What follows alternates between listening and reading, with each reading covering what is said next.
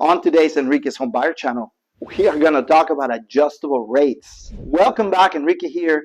And today I have a phenomenal topic. Very, very important. You pay lots of attention. If you are shopping for a mortgage, you're shopping for a house, you want to find out about what I'm going to share with you. Let me tell you, there's a lot of lenders out there that are scared because they have high rates. Not all of us do. Some of us have pretty good rates, but there are some lenders out there, especially online lenders, and some retailers out there who have high rates. So what they're doing is now they're starting to push adjustable rates. You probably heard of adjustable rates, and you probably don't have a very positive image or idea of what an adjustable rate is. And today we're going to look at the good, the bad, and the ugly of adjustable rates. So let's get started. So the first thing you need to understand is what is an adjustable rate and how does it work? So an adjustable rate is a rate that doesn't stay fixed. For example, if you get something called a 30-year fix or a 15-year fixed mortgage, that rate, the payment of that rate, the principal and interest is going to stay the same for the entire duration of the mortgage. The principal and interest will stay the same for the entire time. The rate doesn't change. On an adjustable rate, you are going to see that it's only fixed for a certain period of time. They call them ARMs. ARMs, so like an arm, right? Adjustable rate mortgage. And they're only fixed for a certain period of time. Some of them are 5 years, some of them are 7 years, some of them are 10 years. Some of them are adjustable right off the go. So every month they're going to change. Now, if it's a 5-year ARM or a 5-year adjustable rate, that means it's fixed for 5 years. And then after 5 years, for the remainder of the term, it becomes adjustable. And it varies. It's going to go up and down. And there's a lot of rules. When does it go up? What's the limit? Every loan is different.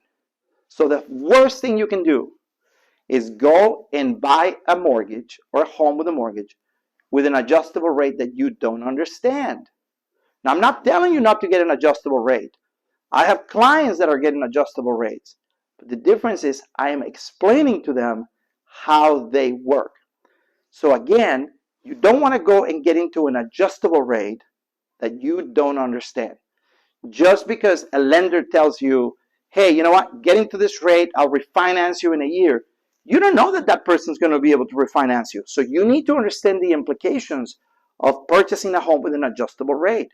Many of you already had adjustable rates a few years back, and maybe you lost a house because the rate went up to 9, 10, 11, 12%, and you didn't know that, you didn't understand it. That's what I'm talking about. I'm talking about getting into an adjustable rate that you don't understand. So how do you avoid that, and should you get an adjustable rate or not? Well, I'm not going to give blanket advice of who should get into an adjustable rate, but typically, if a person is going to stay in the house 2 to 3 years, a 5-year mortgage is not a bad idea. A 5-year adjustable or a 7-year adjustable. But if this is the home that you're going to stay for a long time, you have to think, will I be able to refinance if the rates goes up? When it becomes adjustable, it's probably going to go up. So you have to pay attention to that. Again, people who are going to be in a home for short term, probably not. Recently, I spoke to someone who is a doctor, and they're going into a residency for a year or two, and they want to buy a house, and they're only going to stay a year or two because after a year or two, they're going to go back east, and they are certain that that's what they're going to do. Maybe they'll consider an adjustable rate if it's better. It's not always better, but if it's better, why not? So my encouragement to you is learn about adjustable rates in detail. That's how you're going to find out if it's good for you or not. So there's a few questions you want to ask. How long is the fixed period for? How long? So if it's going to be 3 years, 4 years, 5 years, 10 years, 15 years, how long is it fixed? Question number 2, when the adjustable part kicks in, what's going to be the rate? How is the rate determined? There are many ways that those rates are determined. And then you have to ask, what is the maximum amount that the mortgage will go up? What is the maximum rate? Is there a ceiling? All of them have a ceiling. What is the maximum?